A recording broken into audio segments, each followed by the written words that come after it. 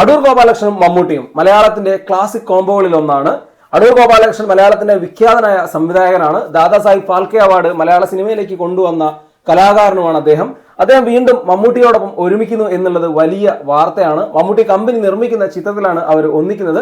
Cinema ഒരു thriller സ്വഭാവത്തിലുള്ളതാണ് എന്നൊക്കെ ആദ്യം കേട്ടിരുന്നു. മമ്മൂട്ടി അടൂർ ഗോപാലകൃഷ്ണൻ കോംബോകളിൽ വന്നിട്ടുള്ള സിനിമകൾ നോക്കിയാൽ അവയെല്ലാം കലാപരമായി വലിയ മേന്മയുള്ള സിനിമകളായിരുന്നു. അവയെല്ലാം സമാന്തര സിനിമകളുടെ ശ്രേണിയിലുമായിരുന്നു. തിയേറ്റർ വിജയങ്ങൾക്കപ്പുറത്ത് മികച്ച സൃഷ്ടികൾ ഉണ്ടാക്കുക, മികച്ച പ്രകടനങ്ങൾ ഡിമാൻഡ് ചെയ്യുന്ന സിനിമകൾ ഉണ്ടാക്കുക എന്നൊക്കെയായിരുന്നു ഇവരുടെ കോമ്പിനേഷന്റെ ഒരു എക്സ് ഫാക്ടർ എന്ന് പറയുന്നത്. ഇനി വരാനിരിക്കുന്ന ഇവരുടെ കോമ്പിനേഷൻ സിനിമയിൽ അത് തന്നെ ആയിരിക്കുമോ എക്സ് ഫാക്ടർ എന്നുള്ളത് എല്ലാവരും കാത്തിരിക്കുന്ന കാര്യമാണ്. മമ്മൂട്ടിയെ സംബന്ധിച്ച് ഒരു അഭിനേതാവ് എന്ന രീതിയിൽ വലിയ കയ്യടികൾ നേടിക്കൊണ്ട് മുന്നേറുന്ന കാലമാണ്.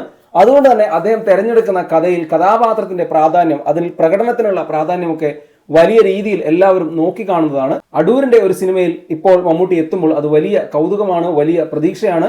നിർമ്മാതാവായി മമ്മൂട്ടി തന്നെ വരുമ്പോൾ ആ പ്രതീക്ഷ കൂടുകയാണ് ചെയ്യുന്നത്.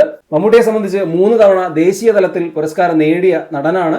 7 തവണ സംസ്ഥാന പുരസ്കാരങ്ങളും നേടിയ നടനാണ്. അടൂരിന്റെ സിനിമയിൽ അദ്ദേഹം വീണ്ടും എത്തുമ്പോൾ ഈ പുരസ്കാര നേട്ടത്തിലേക്ക് ഇനിയും കൂട്ടിച്ചേർക്കലുകൾ ഉണ്ടാവും എന്ന് തന്നെയാണ് കരുതപ്പെടുന്നത്.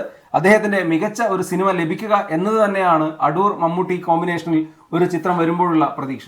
ഈ സിനിമയിൽ മമ്മൂട്ടിയുടെ നായികയായി പരിഗണിക്കുന്നത് നയൻതാരയാണ് എന്നാണ് പുതിയ അറിവ്. മമ്മൂട്ടിയും നയൻതാരയും പാട്രിയറ്റ് എന്ന സിനിമയിൽ അവസാനമായി ഒരുമിച്ചിരുന്നു. ആ ചിത്രം 2026 ഏപ്രിൽ മാസത്തിൽ തിയേറ്ററിലെത്തും.